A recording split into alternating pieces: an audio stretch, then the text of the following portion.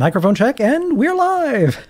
Welcome everybody to an amazing, incredibly rare opportunity to get some real legends of gaming together for an amazing cause. I'm Kenneth Vinyuk, Chad Fallout 76 podcast. With me as always, as the one and only Wes Johnson here as my co-host. How are you, Wes?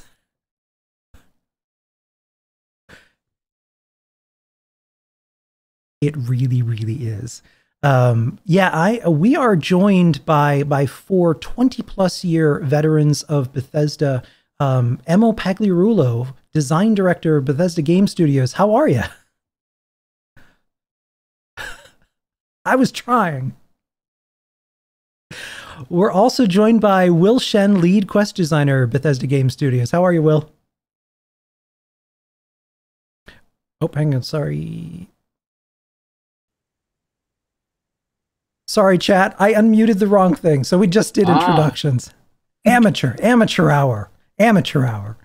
All right. Now So sorry. So one more time, I am joined by Wes Johnson, Emil Pagliarulo, design director, Bethesda Game Studios. A really amazing panel that we have going to here today. Right above me is Will Shen, lead quest designer, Bethesda Game Studios. How are you, Will? Great. And Alan Nanes, senior game designer, Bethesda Game Studios. How are you, Alan? Doing great. Glad to be here. Thanks for having me. I'm really sad that we won't get a chance to see what's on that amazing illuminated shelf in the background. It's a lot of gaming, a lot of gaming materials, tabletop gaming stuff. It's that lighting that says, ah. Exactly. And Brian, it's Chapin, right? That is correct. Perfect. Quest Chapin. designer, Bethesda Game Studios, and likes to be called Chappy. Likes is a strong word. Okay. Tolerates. Tolerates. Good enough. Yeah, I'm not stopping, so you're still chappy to me. that's Sorry. fine. Well, we are, so we're here today to talk about the process of writing games, the worlds that Bethesda has created. And I thought a great question to start everyone off with was how you briefly became a game designer to begin with. Emil, at age 13, Ireland or a gift? That's a story that that's story was my mother was said I'm going to Ireland and you can come with me or get a gift instead. I chose the gift. It was a Commodore 64. Wow. Yep. And so it began. Yep. True enough. Will, what about you? Well, for gaming, I had a Nintendo growing up, so I played all the Final Fantasy games, and then obviously on the Super Nintendo when that came out as well. Awesome. And Alan? I mean, I was gaming ever since a controller would work in my hands. So it's like anything, any gaming system. My parents were great about giving me those. And I started on the Commodore VIC-20 and a Timex Sinclair 1000 were my first computers. Yes, I'm very, very old. That's fine. Yeah. I started on the Atari. I didn't start on the C64. I started on the Atari. Let's clear that up right now. Let's come on. Brian, what about you? So I'll be honest, I fell into this. I got incredibly lucky. I went to see Star Wars: The Phantom Menace in 1999, and before it came on, there was an ad for a company that did video game testing, and I thought I could do that. So I did that for a few years. That company was contracted to do work for Bethesda. And after a couple of years, everyone was sort of fleeing that ship. And a couple of people came over to Bethesda and said, hey, why don't you come on over? And that was 23 years ago. Wow, that's awesome. Nice. And we have a cat. Oh, yes, I do have a cat. Oh, that's wonderful, because when we first started to do this, and you first agreed to do this several weeks ago, that cat escaped. Yeah, I was super stressed because he went missing for a few days. Yeah. Well, That's folks, wonderful. we're here for the Alzheimer's Association, Wes Johnson's Voice-a-Palooza. We're now at $14,074.52 that the Fallout and Elder Scrolls communities have raised. Exceptionally well done. We will be taking some questions from chat, specifically questions that are greased a little bit with some donations. So any amount will do. We really want to make a difference here for the Alzheimer's Association. Particularly, it has not escaped notice that it is Mother's Day. Yeah. Wes himself lost his mom to this awful disease. I've lost people to it too. And 1 in 9 people. So it's unfortunately a matter of time before someone you love is going to be hit with this. So yeah, on this anything Mother's we can do. Day, I won't be able to do something specifically in person for my mother this Mother's Day. So this is what we're doing. I lost my grandmother, my mother, an aunt is suffering. One of my favorite crazy aunt is going through this right now. And what's terrible about this disease, about Alzheimer's, about dementia, is that it takes who you are, your memories, the things you've accumulated, the things that make you you in life go. To lose someone before you lose them is the ultimate tragedy of this, and it changes personalities, attitudes. It changes, it breaks down your body physically. And for the families that are around this, who have to be caretakers and have to be the keepers then of the memories, this is such a devastating disease. So that everybody in this community, this gaming community around the world, really, streamers, 125 of you globally, coming together to fight this. Those of you in this panel, all of the voice actors, all of the writers, all of the devs, everybody coming together to drop the gloves on Alzheimer's disease makes a real difference. And I hope that you can make a donation for somebody that you love today. Any little bit helps. It helps somebody find, we're looking for cure. We're looking to get medication that can help keep someone themselves longer, that's out there right now, but we just can't get the FDA and get Medicare to cover it. We need to get the word out to politicians to make this happen. We're trying to do these things for the caretakers who need guidance, who need help. And at alz.org, you can go there and get help. There's a 24/7 hotline. If you're lost, like I have been, yeah, and you need someone to give you guidance, or someone who just understands what you're going through, reach out to alz.org.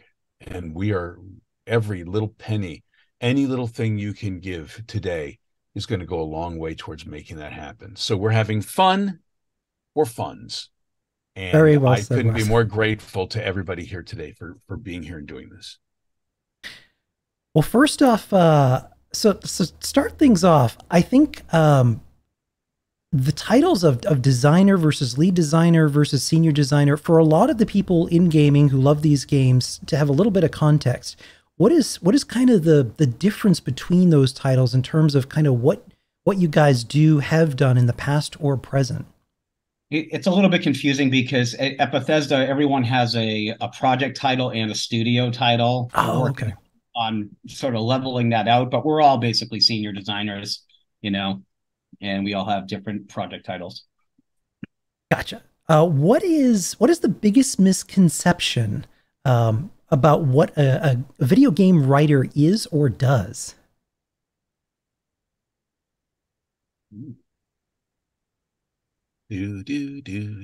Well, we're not sitting around playing video games all day. Wait a minute, I thought that's what you most of the time. Okay. Every now and then we get to.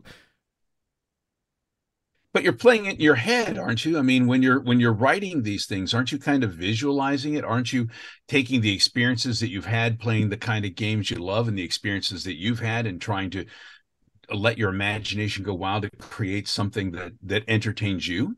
Yeah, absolutely. I think it's not like we're not all just sitting around with our feet up on the desk. Like makes it harder to type. It's work. Yeah, it does make it. Well, you put the keyboard in your lap, but it is serious, often grueling work. Yeah, there's more to it for at least designers at our company. There's more to it than just simply writing. There's a lot of staging and scripting, which is kind of like minor programming that we do. And there's a whole bunch of that. And to the point of playing games, I mean, whenever I play a game that isn't from our studio, I mean, I learn every single time we play. I mean, Emil and I, or Chapin and I, we play a lot of multiplayer. We all play our games, and we all end up talking about like, oh, what did we see and what did we learn from that? So I think that's super helpful. It's like homework almost in a weird way. What a lot of writers of really any kind, whether you're writing a novel or a screenplay or stage play, every writer has a little bit of a ritual. For each of you, do you have a ritual that you have where you just kind of get in the headspace? Is it when you're driving in the car and ideas pop in your head, or is it getting together in a room and just kind of bouncing ideas off each other? my ritual is to just go. I just like, I mean, I like stream of conscious. I think like I sometimes can be a little bit manic, but like my process is just like, it might be sending an email with dialogue. It's just like, hey, let's talk this out. Let's do it. Like, there's no, the process is really just like, let's do it. Let's go and like create as soon as, and like I've done that. We all of the four of us have done this together where we're like trading emails back and forth, writing scenes together and writing dialogue. And like, that's it. Let's put it in the game. And that's how it goes. What How about you, important Will? is it to have someone to bounce stuff off of like that, that you have each other, that you can bounce these ideas around? And how does that help you in the process? It helps tremendously. I can't even express how much that helps, honestly, because then you're getting an honest opinion back about what you just wrote. And sometimes you're like, yeah, that's not good, or sometimes that you get a really big compliment. So yeah, wouldn't want to write like in a box. I do. Our ideas start out maybe on an individual level, but then like Emil just said, like, yeah, getting in a room with everybody and having it, looking at these things early, having even in the dialogue level, it's super helpful. When as far as the development process, when it starts, do you begin with the writing, or does it start with the art or the world spaces or technology, or do you have a particular method that you work, or does it kind of change depending on the game that you've worked on? I mean, we're not operating in a vacuum. I don't want to. Well, it's everything all at the same time because it has to be Concurrently, yeah. We may have an idea. It may be outside the scope of what art can produce in the time period, or it may be like technologically, it's like, our time is better spent on something else. So I think it's immediately like a collaborative effort between the multiple departments. Yeah, it's super handy. We have groups that we put together of elements from each of our divisions in the company, actually, for certain areas of the project. That's super helpful too. Not just writing, but like artists and programmers and everything. We all get together in smaller groups and we work these things out.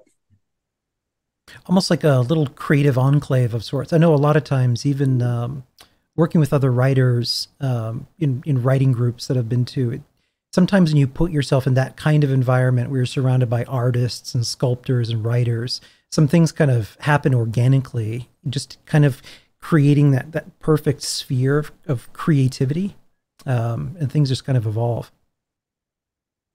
What Bethesda Game Studio's unofficial motto, "Great games are played, not made." What does that mean to you? Oh man, I think it means that, I kind of liken it to, it's a bit like a science experiment, everything we do. And the game is sort of the laboratory that gives you the real results. That's where the truth is. You can't hide it. It's either in there and it works, or it's not working. So I think I think the most intensive periods are when we're rewriting lines over and over again together and running through it in game and seeing, well, how does this feel in the full context, right? When you can move around and the camera can be anywhere and the characters are moving around and you see all the art and the lighting, that can really change what words mean, right? It's a visual medium. So yeah, you really have to play it to get to really understand it. Flackles, thank you for that donation. Very much appreciated. So let's dive in here. So Morrowind, going all the way back to 2002. Now, yes, we're going back a little bit of a ways here. So if you don't remember the details, that's perfectly fine, because Lord knows I don't remember the day in, day out of what I was doing back then either. So 6 years after Elder Scrolls II Daggerfall, Game of the Year, 4 million copies worldwide sold by 2005, considered one of the best video games ever made. 2 expansion packs, Tribunal, Blood Moon, Game of the Year edition, released in October 2003. Now, Alan and Brian, you both worked on that early on, to the base game, and then Emil came in later with Blood Moon, right? Yeah, I'll defer to Chapin on more of this, because I was actually quality assurance back then. Oh, okay. So there you go. And then I didn't really begin writing until Oblivion, honestly. So go for it, Chapin. Well, Yeah. My unofficial job title at that point was Clutter Monkey. For the base game for Morrowind, I came in about a year before release, and I wasn't doing dialogue at the time. I was the guy going through placing all of the plates and forks and cups and hanging lanterns in the little fishing villages along the coast. And it wasn't until the expansions that I actually dug in on the writing. Butter Monkey is still a good job if you can get it. Not many have that on their resume. The editor icon for, I think, for creatures back in the day was actually, it was a little outline of a monkey. Yep, I remember that. I remember that. I mean, that game changed a lot of things. When Morrowind came out, what were you guys? We know, Alan, you were doing QA, and you were a clutter monkey, Brian. But Will and Emil, what were you guys doing while Morrowind was coming about, and what brought you to Bethesda? Well, I was still in school when Morrowind came out. Not to date myself, or wasn't quite there yet. Hey, when you're in school, all you can do is date yourself. Well, but the success of Morrowind put, sort of Bethesda on the map. And when I was getting my first job out of school, I was working for a media company that did contracting work for the government. We did very important things like HR training manuals. But it was a bunch of younger people, right, who were like fresh out of college, and they were all like, "Oh, Morrowind, and I think Oblivion's coming out, and you should work there, Will. You're a writer," because I was doing technical writing at the time, and I thought that was a terrible idea. I had no video game experience, but they eventually did an internship for Fallout 3. Right after Oblivion, and I applied and gotten in for that. And what about you, Emil? What were you doing? I was actually in Austin, Texas, working on Thief Deadly Shadows, which was just called Thief 3 at the time. And I had been emailing with Todd Howard about coming over to Bethesda. There was a whole group of you that are currently, just considered Bethesda Game Studio royalty right now, who were actually involved in that project in Austin, right? You have me hung up on royalty. I'm thinking Mark. Yeah, Mark Lampert was on Austin. Yep, as well. Mark's our audio director. Yep. And so, what made you want to leave where you were in Austin and talking to Todd? What enticed you to join the Bethesda Game Studio team? I had been a Bethesda fan since, Arena.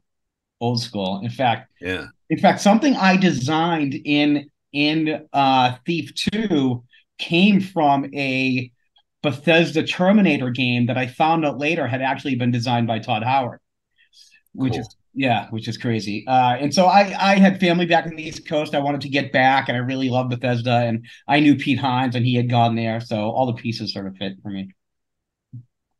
Brian, and so go ahead. No, go ahead, Wes. I was going to say that led to Oblivion, where things really, from what had happened with Morrowind, suddenly kicked into, full steroid gear with Oblivion, right?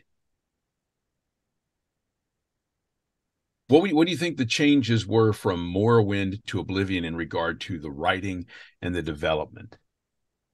Yeah. I do remember one quote at the time when we had talked about it with Todd Howard. We were like, if Morrowind is the Lord of the Rings books, Oblivion is the Lord of the Rings movies. That's a great one. That's interesting. Pretty accurate, I think. And Emil, you'd worked on quest design, the Dark Brotherhood for Oblivion, yeah? Yep, I did. Yep, Oblivion and Skyrim. With Morrowind, I like that storyline. Yeah, so Oblivion coming in 4 years later, there was more of a focus on plot maybe than with Morrowind, and also the first Elder Scrolls game with fully voiced NPCs, which also talk about transforming kind of the storytelling that you were trying to do there. Wes, was it Morrowind or Oblivion that you came into working with the company? Well, I was working with the company with Morrowind, and the director, the voice director for the Morrowind sessions was Todd Howard himself.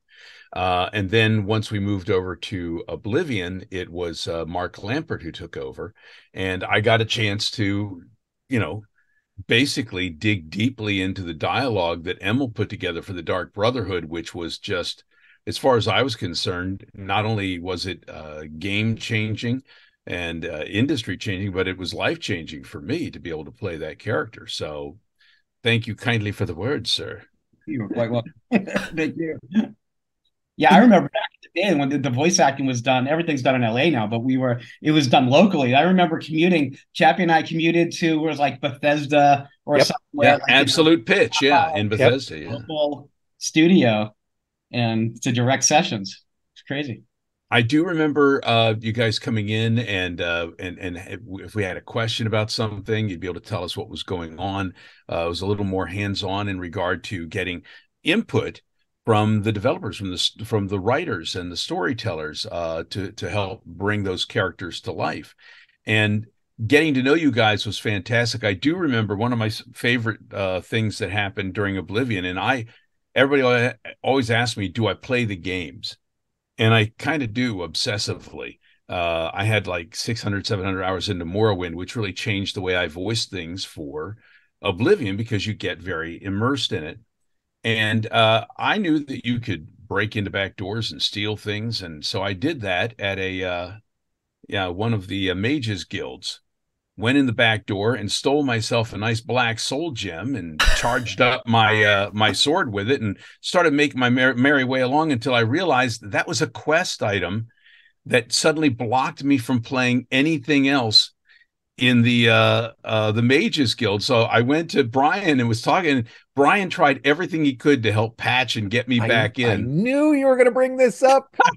It's been almost 20 years, and every time I see you, I played like 600-700 hours in Oblivion without doing a Mages Guild once. I was just hack and slash, Mr. Hack and Slash throughout it, and then eventually started back and did another game with a different character who did a lot more magic. But it was a very interesting thing that you have so many little items that you guys have to put together for all of these stories, so many little things.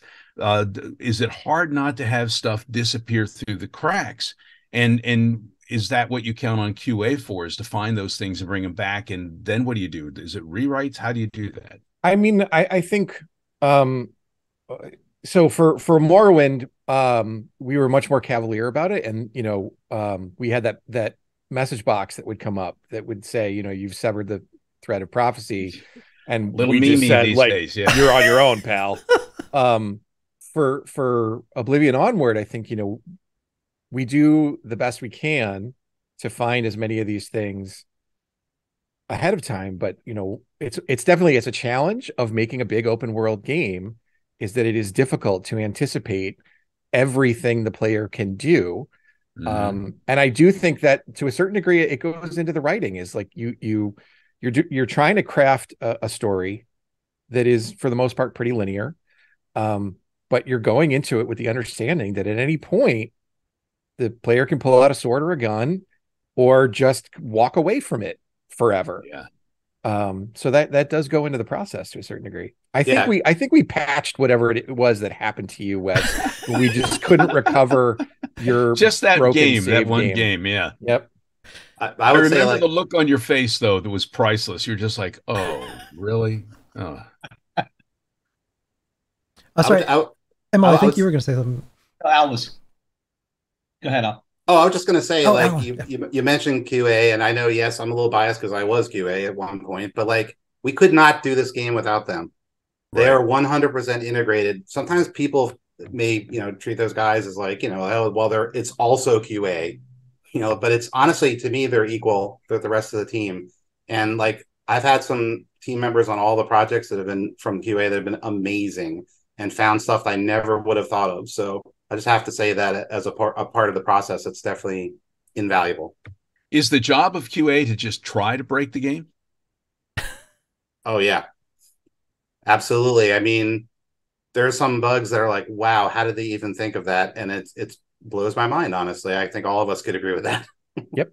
Yeah, it's a tough job. They have to run through the game every day. Sometimes, the whole game, right? We make really big games. So they're like speed running through the whole game every week just to make sure that nothing new has broken something, right? So it's like, hey, you've run through this thing 100 times, 200 times, right? You know, and just trying to see, has anything changed, right? Is there some sort of variance here that could indicate a big problem? It's tough.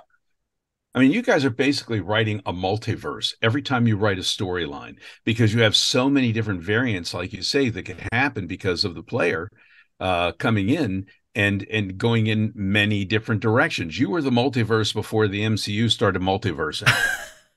Well, you know, Wes, you were talking about, you know, the great games are played, not made. And one of the things is when you play your own game as you're developing it, and one of the things you really want to do as a quest designer is you want to find opportunities. You sort of have to, you want to be a little bit clairvoyant. You're getting into the player's headspace. So you want to be like, if I were the player and I did something like I completed this quest and I found this thing, what would I want to do? I'd want to go tell this person about and see how they react. And you have these little moments where you're like, oh yeah. And so then it's your responsibility to go and put in that interaction. So when the player has the same thought, they're going, I wonder if they did something for this, and they go talk to this person, like, sure enough, the designer thought of it.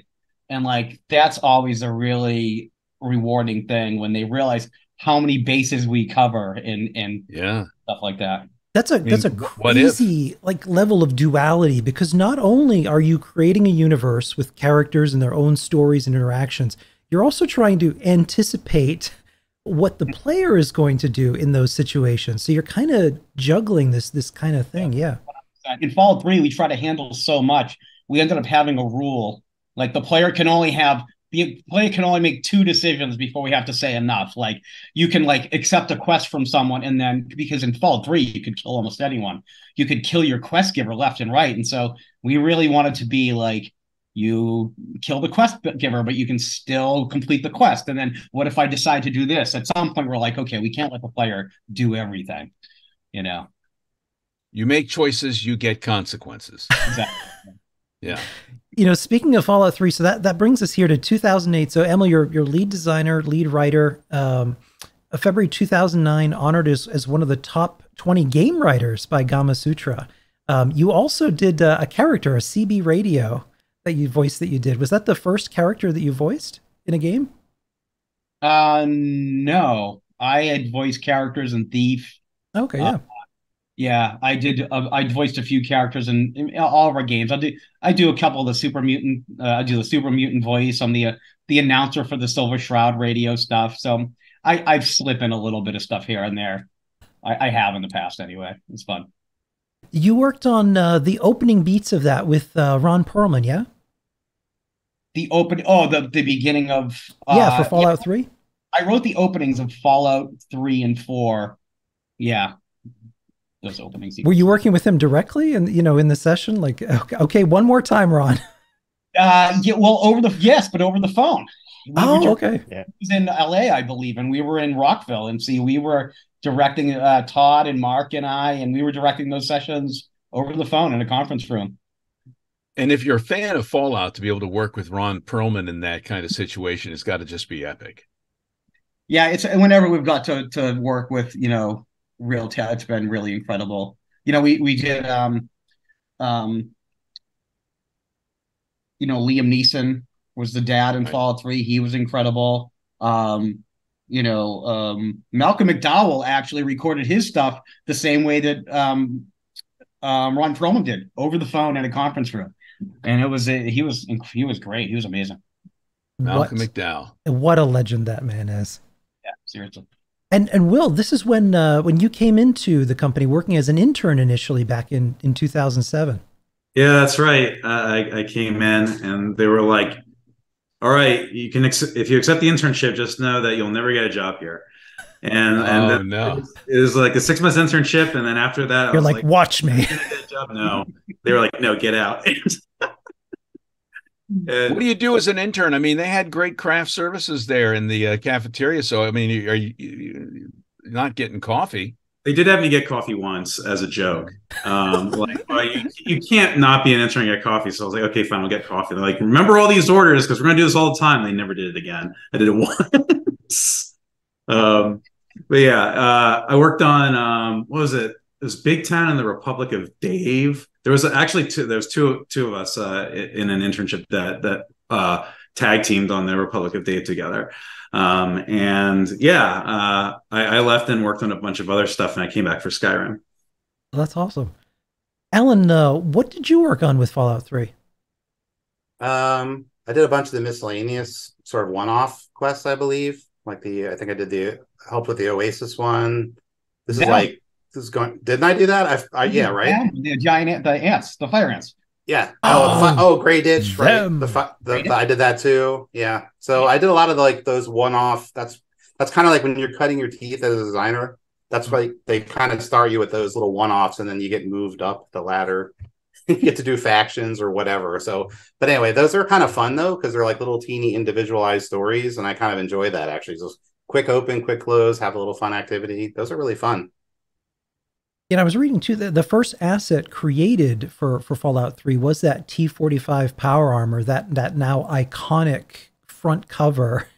In fact, that's what drew me to Fallout, a Christmas gift card to Best Buy. And I happened to see it looking there. I was like, well, that looks interesting. It drew me right in. I think that's a really early part of every project is it's sort of like setting the tone with a couple of pieces of art. And that one clearly had an impact. Well, the artists you guys have worked with over at Bethesda have been, I mean, legendary in and of themselves. Adam was beyond peer, and Ray's just fantastic. I mean, what do you inspire them? Do they inspire you? How does that work, the back and forth? It's reciprocal, definitely. Like we definitely work with them, and then they work with us. They're great. They're all great. That's like, I get excited when I see a piece of concept art for something that I might be working on, actually, because now I'm visualizing it too, and that helps me write it better, frankly. When you can see it, you can play with it, right? I will say, oh, go ahead. Sorry. I have a terrible memory. I very specifically remember the day that Adam came in to interview.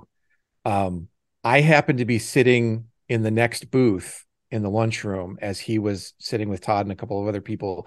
And it was just this massive book of his work that he was flipping through. And I kind of looked over and I was like, oh my, this guy is incredible. Yeah. Yeah. I mean, Adam was absolutely integral to the look and feel of Fallout, and all of the concept artists we've had. It's really wonderful to work with because I think we go in with an initial idea and then we look at what they're doing. And like Al said, it's this very reciprocal process where, oh, wow, I never thought of that. Here's how we could use that. Also, what do you think this would look like? And then we're just off to the races. I so loved seeing his work at the Smithsonian. It was at the Smithsonian? Incredible. Yeah, it was at National Portrait Gallery, I think, or something. Yeah, there was a big video game exhibit, and yeah, it was totally in a museum. I mean, that shows you. That says a lot. Goose flesh thinking about it. It was just amazing to see. Cheers to Adam, guys. Yeah. Cheers to Adam. Absolutely. Yeah, Adam Adamowicz. Everyone, if you ever get a chance to look back, look up him and his concept art for Fallout 3, and it was interesting to see the iterations. So taking something that is 2D isometric and transforming it into like a full 3D world. In a lot of his concept art, you could see the different styles and aesthetics you kind of started with and refined and refined and refined. What brought you to DC as a setting? At that time, it was DC had never really been used as a setting in a video game, and the big Fallout has the big Americana thing, and we had all the monuments, the Washington Monument, the Capitol building, the Abe Lincoln Memorial, and so I remember talking to Todd about it, and it's just, and we live in the DC area. It seemed like such a natural fit. You were doing the summer blockbuster in DC before summer blockbusters then. What now, Emil, you and Todd both had young children at the time. As far as from a writing standpoint, that the feeling of family and the story of between a father and a son and sacrifice and all of those kind of messages are really strongly in Fallout 3. So what was going on in your life? Do you think it influenced a lot of that story?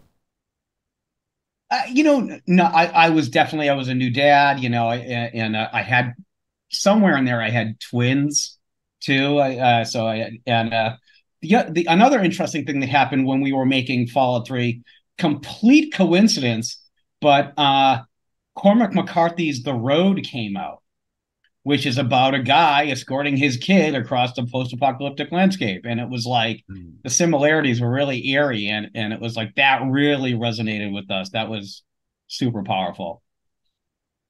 With how did the vision and scale of Fallout 3 kind of change from concept to execution? Do you think do you usually start with huge ideas and then you kind of whittle down into what even technology can do? Like with DC, I think downtown DC was considerably larger than what ended up being shipped. Yeah, it was, and it was different districts, so it was different maps that were connected, and we didn't really know how big we should make it. There are subway sections in Fallout 3, and at one point there was a plan to actually connect all of the city through the subway, so they're all connected underneath the city. Mm-hmm. It became too big and too much to manage, and just not really fun for the player. Yeah, at the end of the day, that's always what we come back to. Like, it may be believable and realistic, but really, is it fun? And if it's not, then we'll dial it down. Do sometimes, as from a process standpoint, when you're dealing with world spaces that big, is it sometimes then hard to take a look at that scale and then figure out, well, we have to have something going on here, so we've got to put writing here, or is it a matter of building the world space and then thinking about what you're going to put where, or does that kind of happen all at the same time as far as development goes? I will let these guys answer that, but I will say overall that I don't think coming up with ideas is ever a problem for us. We know, like, we'll have, like, we know what we want to do in cities. It's always a matter of time and schedule. Yeah.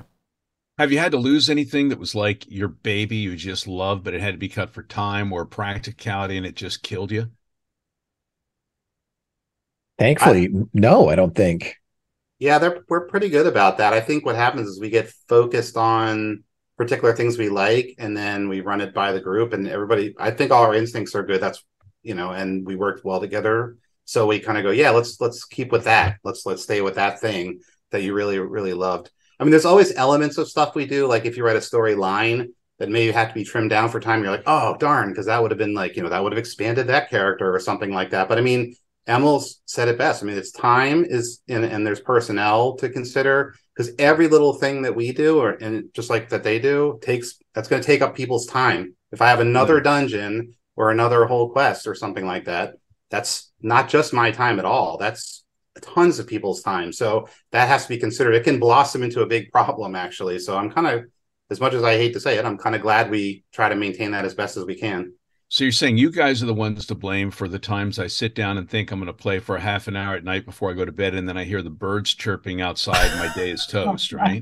Sometimes. Absolutely. One of these... Well, I was just going to say, we've been working together for so long, and we've been doing this for so long, that I think we know how to roll with changes like that pretty well. Like, I'll give a quick example. In Fallout 4, there's a quest in Salem, Massachusetts, where there's a death claw in the Witch Museum. It's this very sort of claustrophobic horror experience. Originally, in real life, there's a town of Salem and the town of Danvers, and there's sort of like high school rivalry. I'm from that area, so. And originally, that was the plan in the game. In the game, there was this plan to have this sort of like, almost like these mutants that had powers that came from radiation. It's sort of like superhero mutants, and then there were these two cities that were against each other. Then we realized when the map got condensed, the cities were too close together, so we had that didn't work. We also realized that the magic code that we had in the game for Skyrim had gotten stripped out when we started making Fallout 4, so we couldn't do that. And so we ended up, then we had to, instead of cutting it, I remember working with the designer Liam Collins at that time and being like, instead of cutting this completely, what is something we can do? And that's where the Witch Museum thing came out. Oh, that's Have awesome. compromises like that ever pushed you into something that you thought later, wow, this was better? I thought that was better, honestly. Yeah. Much more condensed. It was scary. It was fun. It was good loot. Yeah. Well, Usually, I think it's better. that happens all the time. I got to be honest. I mean, maybe with me more, I don't know. But like everybody thinks their own stuff's great, it's perfect, whatever. And then, when people point out, I mean, that's why we have these other guys. It's not just me, because sometimes you have to be told like, hey, that's not really working. Well, let's try this instead. But these guys are good also at like not saying let's not do it at all, but just find a better way. And I think that's another value, reason that this team is great, honestly, because having that resource, that's amazing. I think those moments that you talked about, those claustrophobic moments, I remember that from Fallout 4. That was terrifying. Tranquility Lane, that whole fever dream of a scenario, and then the pint-sized slasher, that dark humor and the cheery music the whole time. You never forget those kind of moments at all, really. Even with in Fallout 4, some of the darker moments when you talk about Pickman's Gallery. Good Lord, is it terrifying in there? With Fallout 3, the as far as memories, is there anything that you remember really concretely about that game? Maybe it was something you created or something from playing it that really sticks in your mind.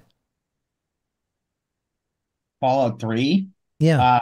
Well, for me, the one of the best memories is when we first revealed the game at PAX, and we had our first playable, and we had a great sort of, was it E3 or PAX? I think it was PAX, and we had refurbished an old Airstream trailer that we did interviews in, and like we had this little setup like an old, like a 1950s, like this is right on the show floor, a 1950s little neighborhood with white picket fences, and we had the machine set up to play, and there was a line around the corner to play Fallout 3.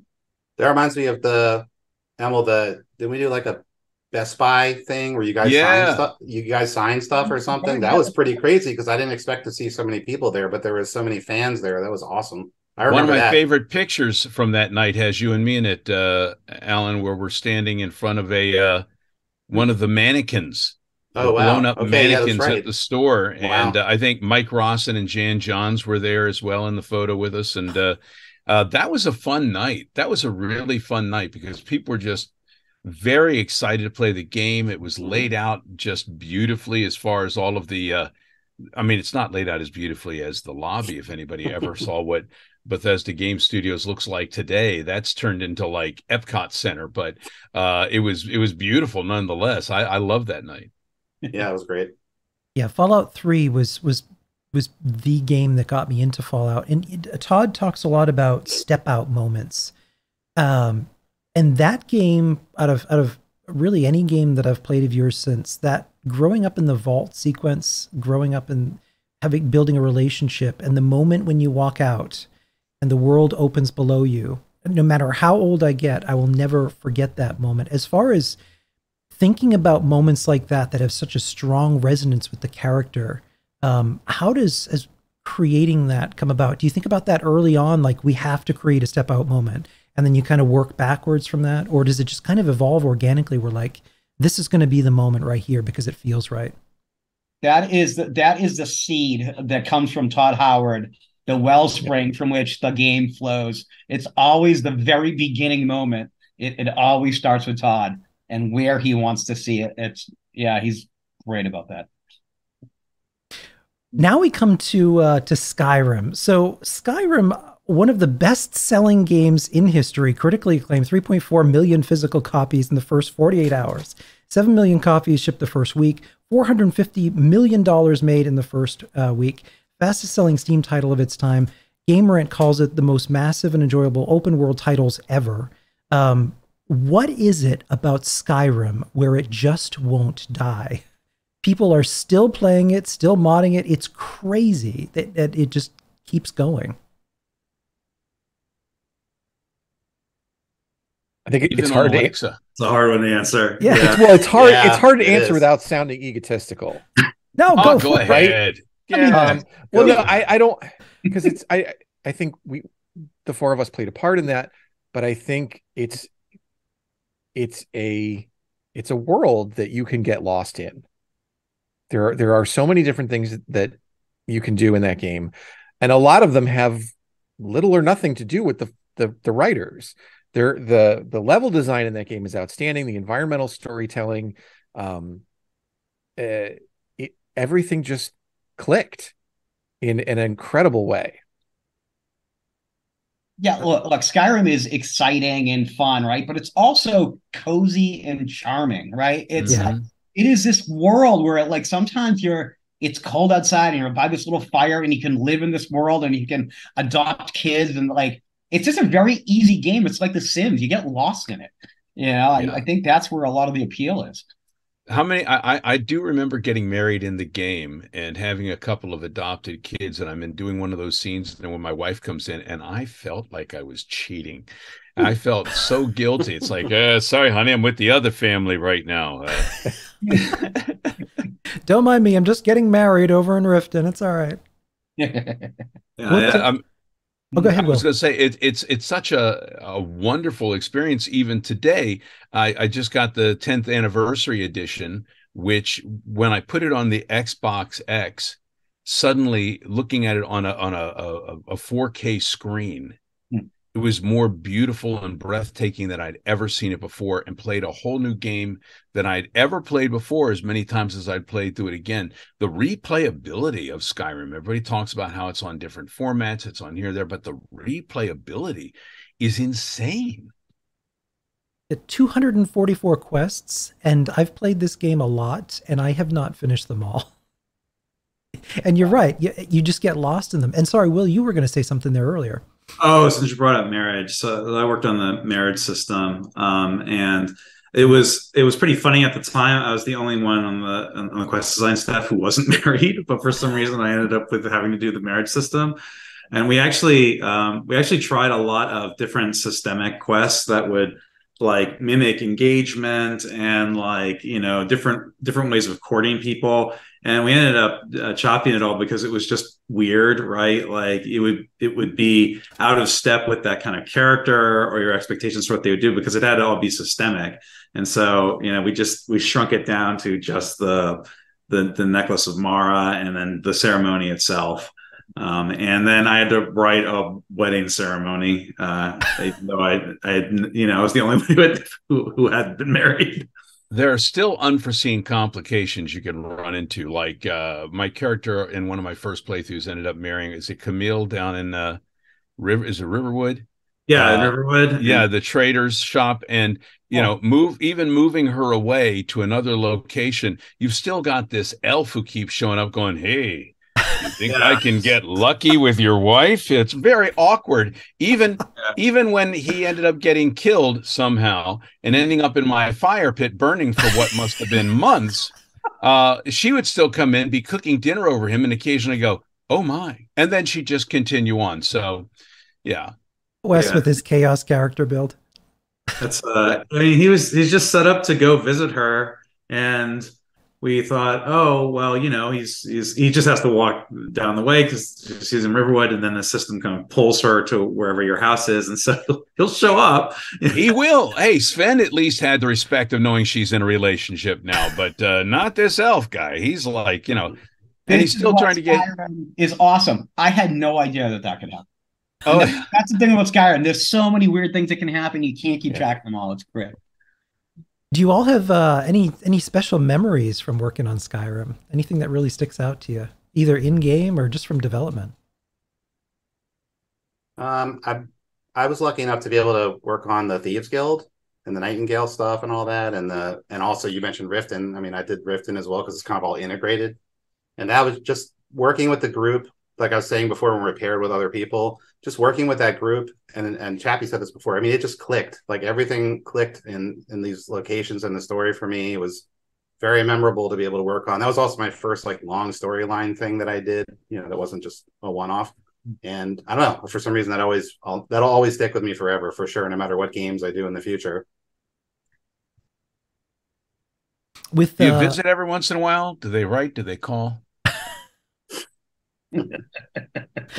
So now we come to so Fallout 4 2015, massive, huge launch.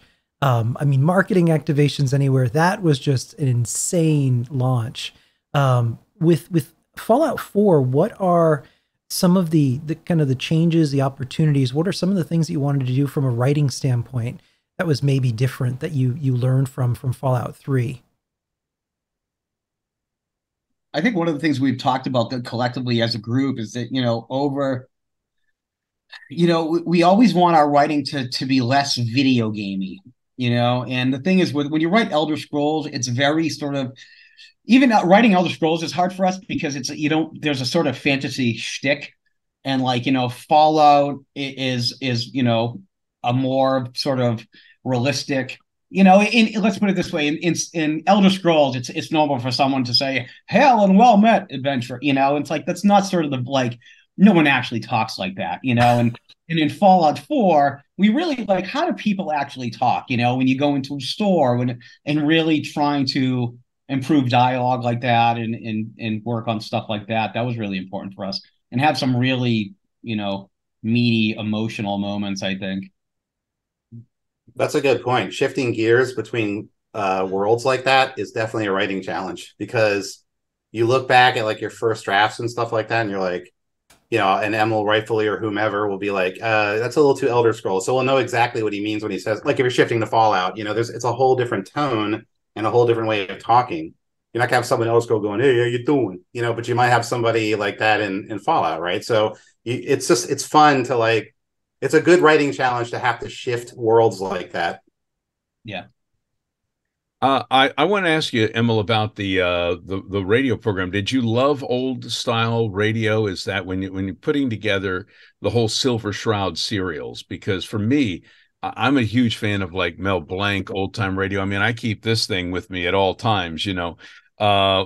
For you, what was it like to get into that world, and was it something that you loved before you started doing it? I did. I did. The first time I did it was in Fallout 3, and it was the adventures of Herbert Daring Dashwood. Yeah. And I don't know why. I knew we had that was the first time we came up with the idea of the radio station, and a radio play just seemed like a very Fallout-y thing. And I do very much like that stuff. So yeah. And it falls into the 1950s kind of feel that you get out of Fallout as well. It's the good flavor. And one of the tricks as a quest designer is that you can, and I remember doing this in Oblivion, is sometimes you can set a stage with sound. And a lot of times like Al and Chapin will know, we sometimes don't have the art budget or the animation budget to do something, and we can't show everything we want. So, a couple of times I would cheat and just have a locked door and a sound plate behind it. And I think I was sort of thinking those ways, tools in the tool bag for a game designer. Oh, we can do a radio play, and Well, the mind with audio fills in all the things. You may think you're seeing something when you're really hearing it, because your mind fills in all those little blanks. Totally. And honestly, those radio plays from Fallout 3 and Fallout 4, I missed them so bad in 76, and now we have pirate radio, and now we actually have those radio dramas now. I was really glad they returned. So speaking of Fallout 76, so we start in a unique challenge from a writing standpoint, where you have now a multiplayer game where the characters are essentially the players themselves, kind of creating their own experience with friends on their own, in what was initially more of a PvP scenario, where you're trying to tell a story in a very different way than you've done before, which is everyone's dead. You've got corpses and Wes Johnson as Protectrons. How did that change your writing style, or how did you kind of piece together those stories, just kind of leaning into notes initially? Yeah, it was a lot of notes. And well, I think one of the things we realized we had to add was, Emil and I worked on the overseer's notes together. Because we realized though we kind of need a character that's leading you through the everything that's happening in the world and giving you the sense of purpose. Because for a while it was just like, hey, the vault's opened, and get out there. And then we needed a through line. So the character of the overseer actually came really late. Voiced by the amazing Adrienne Barbeau. That she was amazing in the booth, by the way. Like, just came in there and belted it. It was great. Yeah, she's awesome. We interviewed her yesterday, chat, and if you get a chance, you can go back and check out the VOD. So with Fallout 76, were there any memories that you have from really creating that? Some characters, quests, or locations? Well, during the Wastelanders update, we actually brought the Overseer back, and we actually made her a character you can interact with. So that was a lot of fun. It was great to also come back to her story and try to have the conclusion for it. Like, you can finally give her all the tapes, right? Like, that was a big. I was so glad. I was getting OCD with them in my. I was like, because I had an argument about it. I was like, no, they're quest objects. We should just hold on to them. They're like, well, we want to get rid of these tapes. We don't want the tapes anymore. Let me turn in the tapes. I was like, okay, fine, I'll turn in the tapes. Get rid of the tapes. That's fine. So 76 was interesting for us because most of the development had been done by the folks in Austin at BGS Austin, and then we came in later to add content and do some stuff, and then when the Wastelanders expansion came out, then it was more of an all hands on deck type of thing. Whose idea was it to get the Foshnocks to sing, the Protectrons? Wes wants a word. Well, I don't know. Good question. Yeah, it's like, we need someone to sing very poorly, get Wes. That's normally how that goes. And earlier we talked a little bit about mods. You have a very unique relationship as a game company with modders. In that a lot of it, particularly with Skyrim, when you talk about the fact that game just won't die, there are, I don't even know how many mods there are now at this point to transform it, recreate it, add things, change world spaces. Have you ever seen a mod where you've thought, wow, that is really unique, or I wish I would have thought of that? 100%. I get something. So it was like a couple years ago, at my other place, my son was up in his bedroom, and I went in and I knocked and came in because I needed to ask him something. And he's at his computer, and I couldn't parse what was going on because it really looked like he was playing co-op Skyrim. And he was in Bleak Falls Barrow with his friend playing co-op. There was a co-op mod, and I was like, duh. It was just the weirdest thing to see it, and it was really, really cool. It was working really well. That was really fantastic. Normally, that's not the kind of thing parents are shocked they see their kids on the computer with when they walk in. But unfortunately, plenty of those mods exist too, I'm sure. Yeah. Now, I remember when my kids were smaller and they were playing Oblivion, and I could hear my voice as one of the Imperial guards in the back bedroom saying things like, "Halt, criminal scum." And then I'd hear the sound of my kids chopping me to death. I think that that's got to be some kind of great therapy for the kids, and if they can do that on a game and leave dad alone with the actual swords, I'm okay with that. I was playing, I think it was the anniversary edition of Skyrim recently, and I was running through it, and I had gotten a note from someone about this property, and there was a squatter on it. You had to go deal with them. I was like, wait, I've never seen this before, and it was one of the creations, the professional creations we had made. And I was like, and then I rediscovered the fishing mini game that they had added in, all the fishing content. And I was like, wow, over a decade later, and there's still an endless supply of stuff that I've never seen before. Yeah, that anniversary edition packed with all kinds of really, really cool quality of life and interesting new quests. And I found myself, it was surprising. You were talking earlier about the fact that it's relaxing. It's surprisingly cathartic to just sit and listen to the music, and you got the aurora over you and you're fishing, and it's just relaxing. It's great. Yeah, I forgot about the fishing. I was showing my wife Skyrim for the first time, and we came to a fishing thing. I was like, I didn't remember that you could fish in Skyrim, and I was like, where did this come from? And then I remembered the mod content of it, the creation content. I was like, wow, crazy.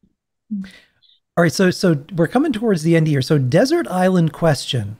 One quest in any game you've worked on you can return to time and time again because it's your personal favorite or holds a special place in your heart. Which one would it be? Emil. Oh, wow. Probably the Whodunit quest from the Dark Brotherhood and Oblivion.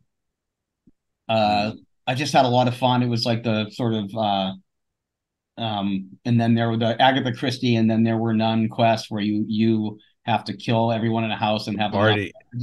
I had nobody knows. Yeah. And so that was always, yeah, I didn't have a lot of trouble implementing that quest. I was really into it. It was just really fun to implement. And yeah, I just remember having fun with that. What about you, Will? All right, so my favorite quest was one different Skyrim. It's called the Taste of Death. It's the cannibal quest, and I remember it specifically because it was the first quest that Emil reviewed when I started, and he said, "Will, this is the worst quest in the game. Like, this is an example of everything we're doing wrong. And I don't want to pick on you, but we've got big writing problems, and you really need to level up here." And I rewrote that like 3 or 4 times, and I was really happy that, but in the final product, right, when you're dealing with the Namira priestess, all of the horror fans on the dev team was like, "We love this character. She's the best. You know, follow me into darkness forever." And I was like, I was like, okay, I'm not going to get fired. You know? Oh, well, see, look where you are today. Who'd have thunk it? What about you, Alan? That's really difficult. I'm gonna just defer back to the Thieves Guild as a quest line because it's all one contiguous story to me, and I just love that thing. It just it clicks so well. And maybe as a side note, I mean the Nirnroot stuff I came up with, which makes yes, I am responsible for why you have to go get 100 of those things. So I've never found them all. Never. Yeah, but it was never meant to be going after 100 all at once. You're supposed to find them as you go, and that's why. So there you go. No, but the Nirnroot we found along the way. Yes, exactly. So, but those are really fun moments that stick out in my head for sure. What about you, Brian? It's a tough call. I think I'm going to go with meeting Father in the Institute in Fallout 4. What a twist. That was, Emil, I don't remember how many revisions of that conversation that we did over the years. That was a big piece of it, but then also for me, it was super important. I was like, listen, we gotta let you shoot him. We have to handle, like, what if you don't want to deal with this? What do we do? We have to let you get away with it. And I'm really glad that we took the time. Yeah, that was a very unexpected moment for me. Yeah, because we knew when we were doing the game that the kid was Father, but we really didn't know how we were going to write that. And then like Chapin, you spent a lot of time just thinking about it and talking about it, taking it seriously. And like, wow, it was, boy. And that was definitely a case where like we did some revisions, we did some drafts of that. And then once we cast the role and we had that to work with, then we could kind of go back and say, all right, well, now I know what he sounds like. Yeah. How can we use that to our advantage? And I think that helped a lot. For writers or developers, I think the things we write or perform are like our kids in a way. But that being said, what is a game or quest or character or something in a game you've worked on that's really near and dear to you?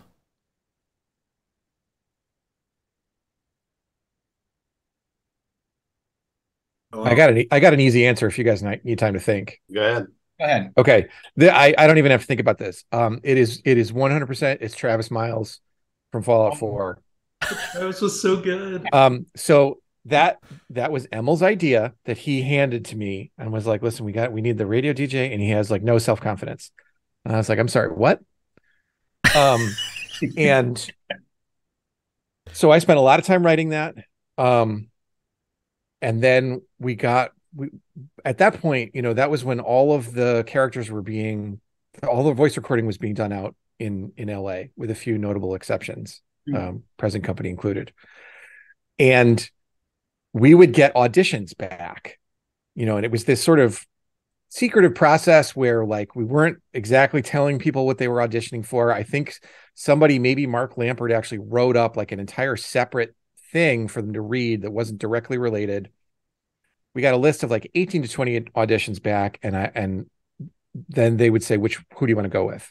And I was going through the list, and I was like 3/4 of the way through, and nobody was getting it. It just, like, it was either like a bad like Jerry Lewis impersonation, like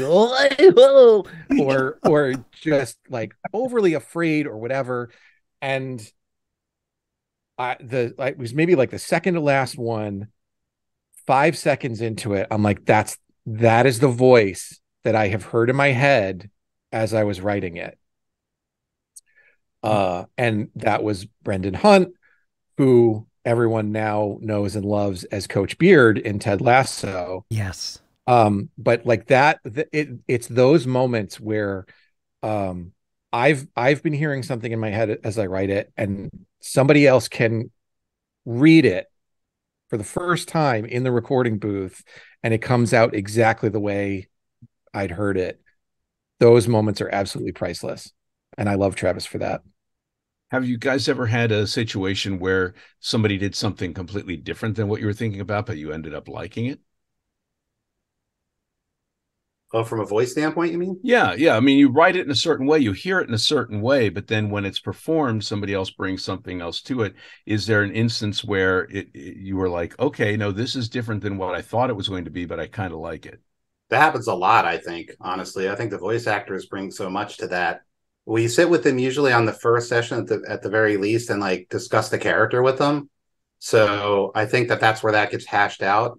Like when we did, trying to think of an example, when we did Brynjolf for the Thieves Guild, that actor was great. Like he went back and forth. He tried different accents and different voices, and he helped me form the character, frankly. And then going along during that process, he actually said, I think I might say the line a little bit like this way. And we were able to fix some of those lines on the fly, let them read it better. I don't know how much that occurs for you, Wes, but like, sometimes it comes from you guys, from the voice actors, That's very cool. One person in here has been talking on the chat, Emil, who keeps saying that there was a situation in Thief that they really about a ship that really terrified them, and they wanted to ask you about that. A cursed ship level that nearly killed me, that they loved. Cursed ship in Thief. I did a submarine in Thief. Maybe that's it. Yeah. Is that it? We're going back a ways there, Emil. Yeah. But anyway, he's thanking you, or she's thanking you. That was Nene Chan 00 who asked you that. So have you ever run into Nene Chan? Okay.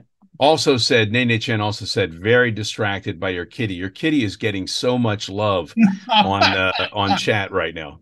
I forget he's even here. He's on my lap constantly. You're petting him like you're some kind of evil villain. James Bond villain. Yeah, that tracks. I expect you to die, Mr. Bond. Elder Scrolls moment, Fallout Time Machiners, it's day one at Bethesda for each of you, and you've all grown significantly as writers and in your careers. If you could say one thing to your younger self that would be sage advice from an older you, what would you say? Oh God, I think about this constantly. If I could go back and talk to 13-year-old Emil, I was like, dude, you're gonna live the dream. Seriously, just like get through any of this shit that you get through now. You're gonna trust me. It's all gonna work out. One thing I wish I had realized sooner. I got to this point eventually on Skyrim, but if I could say something, I would say, hey, all the checklists and guidelines and other things that you're being given for the department, toss it all out. This isn't a test, right? Play the game, play your content. Is it good or not, right? Trust your instincts there. it's important to button things down and make sure that you actually covered all the corners. That's what the checklist is for. But the checklist isn't going to make your content good. You have to do that. Design documents are only as good as, you know, your follow through when you actually start putting stuff in game. Like 100%.